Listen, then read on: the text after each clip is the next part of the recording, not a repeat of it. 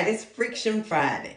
I want to know, will the real decision maker please stand up?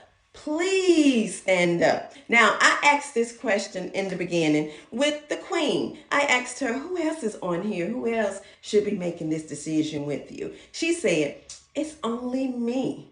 And you know what? I should have known that it was not because she was kind of flat.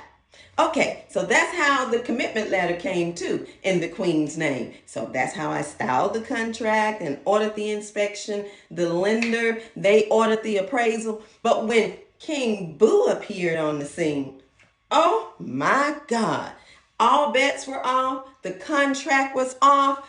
King Boo, he swiftly said, get her earnest money back. Oh, okay, King Boo. So in the future, Miss Queen, make sure King Boo is with you from the beginning to the end and everything in between.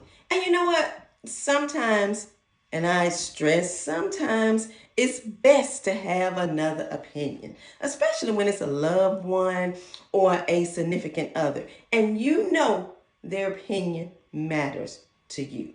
So make sure they in it from the beginning. Now, you know what? That was so much friction that I pulled my braids out. And look how my hair curled up from the situation. Whew. So next week, Friction Friday. Until then, peace.